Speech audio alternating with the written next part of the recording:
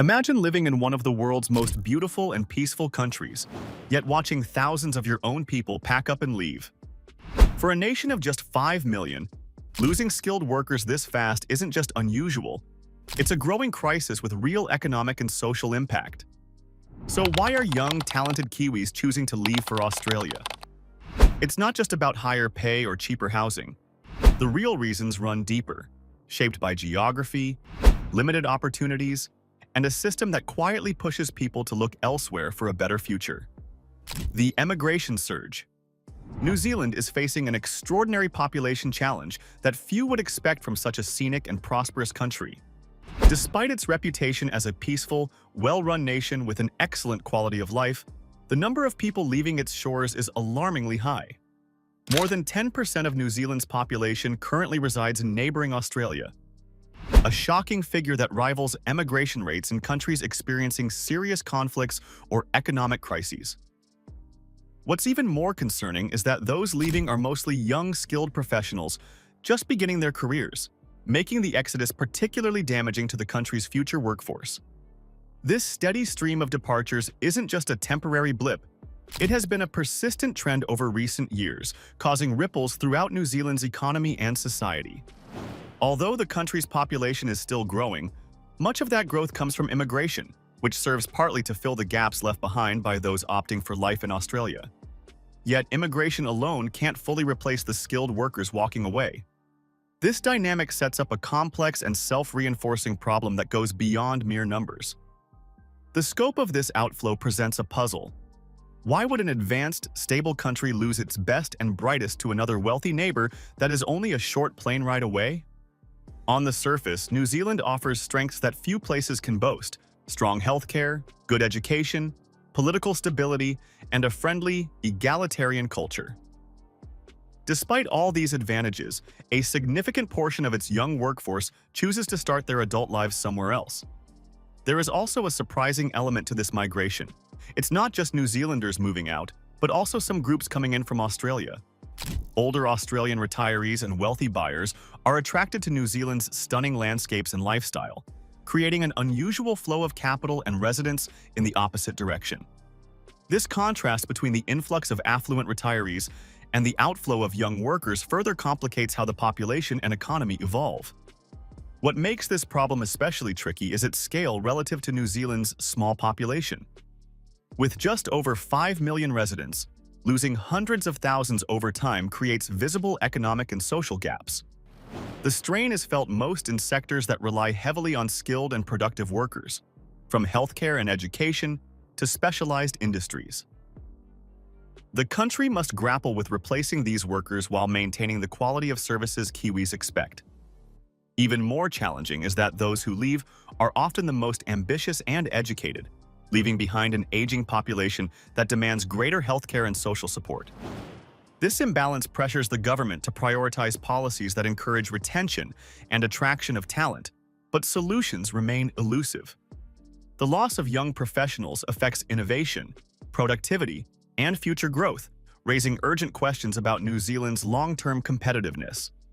This migration wave highlights a critical tension in modern economies: the push and pull of opportunity versus hometown loyalty.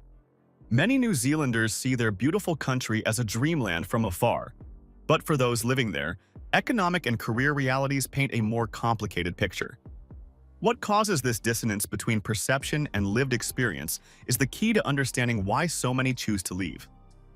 Before we dive deeper into the specific reasons behind this trend, it's important to grasp how New Zealand's unique geography and economy play a major role in shaping these migration patterns.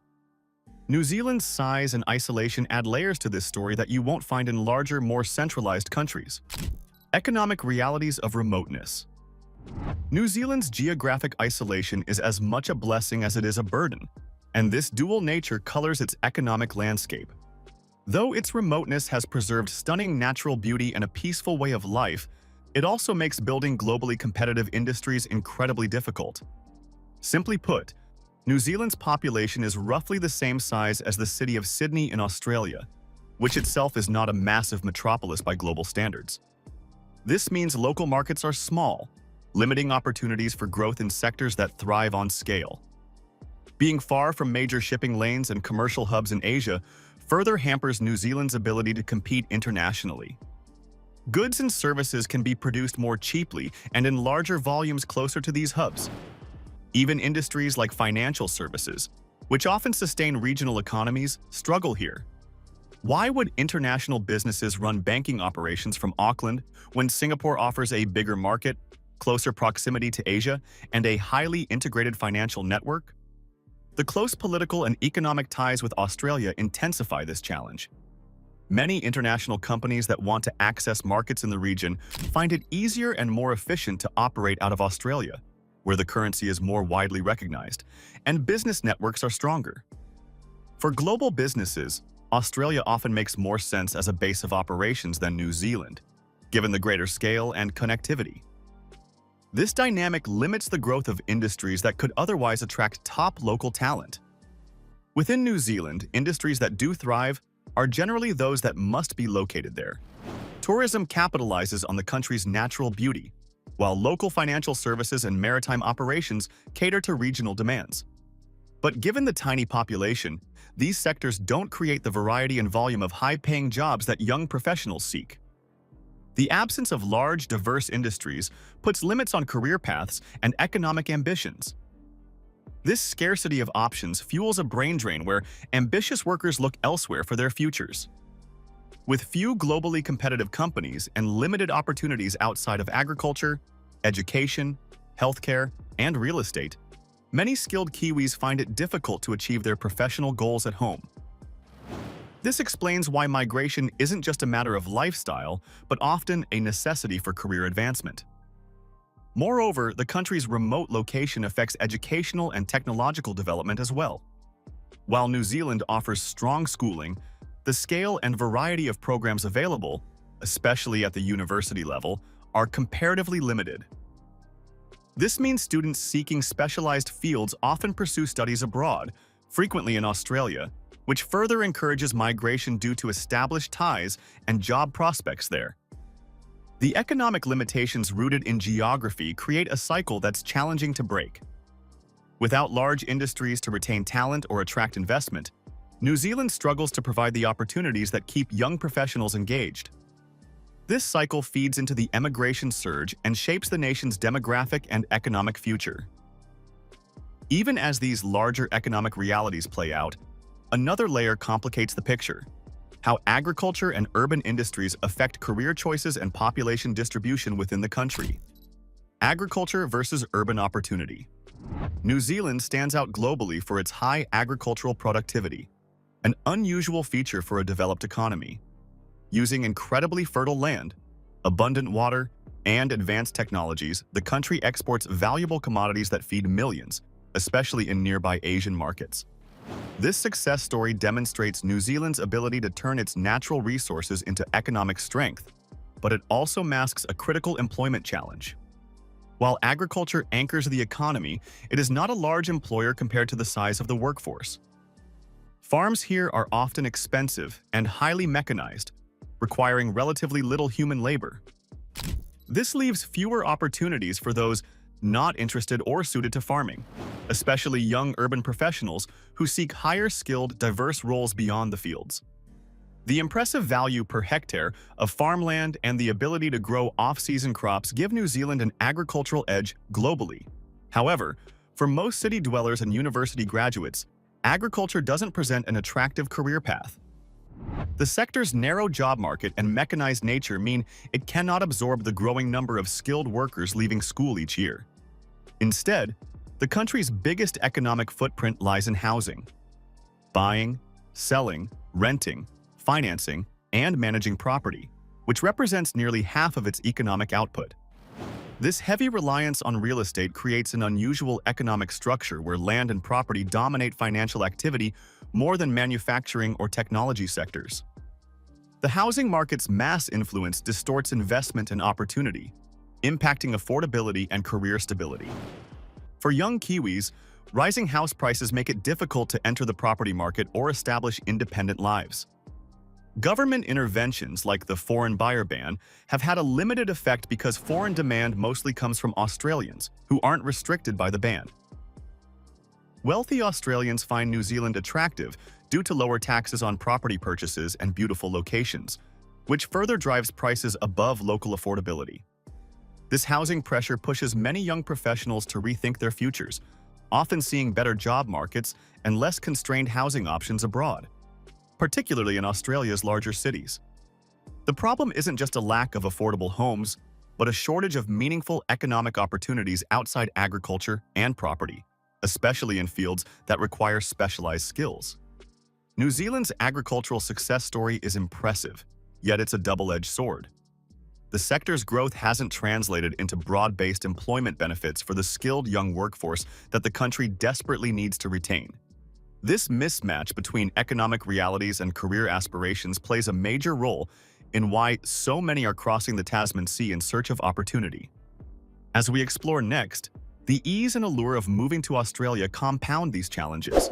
And if this insight is opening your eyes, make sure to like and subscribe because it only gets more compelling from here. Housing's economic impact.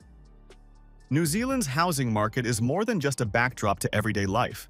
It is a dominant force shaping the nation's economy and personal futures. Nearly half of the country's entire economic output revolves around housing, including selling, renting, building, financing, and the regulations surrounding these activities. This overwhelming focus means real estate isn't simply a place to live but a key economic driver, intertwining with nearly every aspect of New Zealanders' financial lives. The steep rise in house prices in New Zealand has become one of the country's most pressing issues, creating barriers for young people trying to establish themselves. Despite government efforts, such as banning foreign buyers from purchasing property, affordability remains stubbornly out of reach for many. The ban aimed to reduce demand and slow price growth, but foreign buyers only made up about 3% of purchases before the restriction, and this minority wasn't the main driver of price increases. One significant loophole in the ban is that Australians are explicitly exempt, thanks to close bilateral agreements. This means wealthy Australians continue to buy holiday homes and retirement properties in places like Queenstown or Auckland, keeping demand and prices high. For Australians, New Zealand property offers appealing advantages, such as the absence of an upfront stamp duty fee that applies in Australia, and generally lower house prices compared to major Australian cities. The appeal of New Zealand homes to Australian buyers isn't just financial. The serene environment, beautiful landscapes, and a safer pace of life create a perfect getaway or retirement choice. This foreign demand puts upward pressure on prices that local buyers struggle to match. Even with some stabilization in recent years, house prices in New Zealand remain among the least affordable in the world relative to incomes. This dominance of property in the economy has side effects beyond housing costs. Because so much money is tied up in real estate, investment and talent often flow into housing-related industries rather than sectors that might create more diverse and sustainable economic growth. Careers become more about managing, financing, or speculating on property, while innovation and industry diversification lag. For young Kiwis, the reality becomes stark. The path to homeownership is narrow, and better career opportunities often come with moving to cities or even countries where the housing market is more accessible or the economy offers more variety. It's not just a financial decision, but a life choice tied to the very structure of the national economy and the limits it imposes on ambition and security. This imbalance between housing and other economic sectors creates a broader challenge for New Zealand's future. While the property market booms, it ironically squeezes many of the skilled young professionals it needs to thrive, creating push factors that nudge them to seek opportunity elsewhere. The consequences ripple through communities and industries, further deepening the departure trend.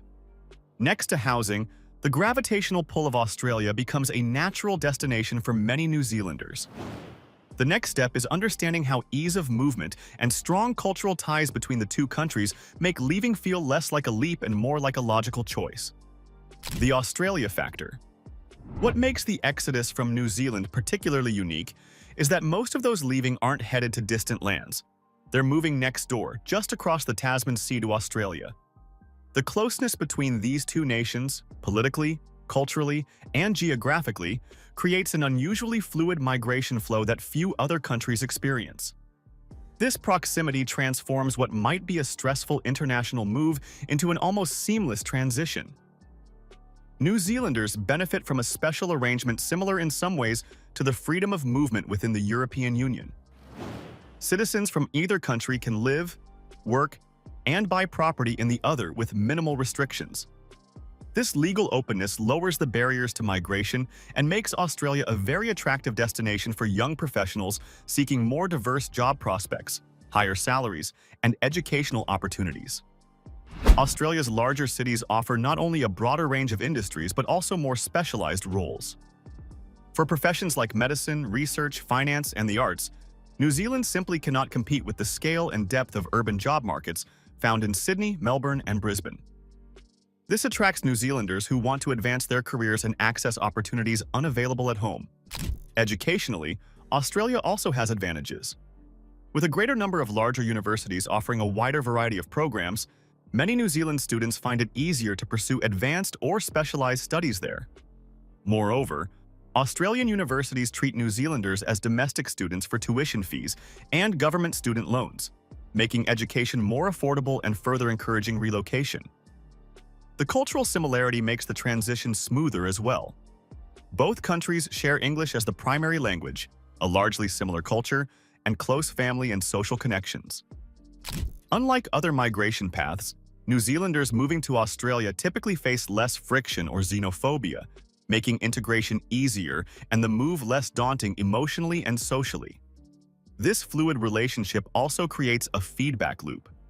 Many who leave for Australia eventually acquire permanent residency or citizenship, and some return to New Zealand later in life with enhanced skills and savings. Yet the net flow remains outward, with New Zealand steadily losing young talent to its larger neighbor without significant restrictions to stem the tide. Interestingly, while thousands of New Zealanders head to Australia, about 90,000 Australians move in the opposite direction. However, most of these are retirees or wealthy individuals seeking lifestyle benefits rather than participants in the labor market, which barely offsets the economic impact of the youth-led emigration. The ease of movement, combined with the stronger professional and educational opportunities, makes Australia a natural magnet for New Zealand's ambitious young population. This reality stands as a defining factor driving the migration trend, presenting big questions about how New Zealand might respond to retain its future workforce. Challenges in reversing the trend. Reversing the steady flow of talent from New Zealand to Australia is far more complicated than it seems. Politically, restricting movement between the two countries is highly unlikely. A large number of New Zealanders already live in Australia, and any policy that limits their rights would face strong resistance. Free movement remains widely supported because it benefits individuals, even if it creates long-term challenges at home. Diplomatically, both countries share one of the closest relationships in the world. Limiting migration could strain that partnership and even affect trade. Decades of shared culture, cooperation, and economic ties make it difficult to introduce barriers without serious consequences. Economically, while New Zealand loses many young and skilled workers, not all of them leave permanently. Some return later with better skills, savings, and experience gained abroad. This helps offset the impact, but it doesn't fully replace the steady outflow of talent, especially since returns are unpredictable. To fill workforce gaps, New Zealand increasingly relies on immigration, particularly from Asia. However, many of these migrants eventually move on to Australia as well, treating New Zealand as a stepping stone. This creates a cycle where talent continues to leave, making the issue harder to solve over time. At the same time, immigration itself is a sensitive topic. While it helps address labor shortages, it doesn't fix the core reasons locals are leaving: limited career opportunities and high living costs. These deeper issues continue to push people to look elsewhere. For real change to happen, New Zealand must become a place where young people can build stable and rewarding futures. That means creating more diverse job opportunities, improving housing affordability, and developing industries that can compete globally. The country has the capacity to make these changes, but it requires strong political will. Beyond policy, New Zealand still holds strong appeal. Its safety, natural beauty, and stability continue to attract people. These strengths could become the foundation for building a more balanced and sustainable future, if the right changes are made. New Zealand's population challenge reveals a complex mix of opportunity, economy, and identity. Young Kiwis are leaving for greener professional pastures, especially in Australia. But the story is far from over. With thoughtful policies and its natural appeal, New Zealand can create a future that attracts and keeps talent. If you found this insightful, please like and subscribe to stay updated on stories shaping our world.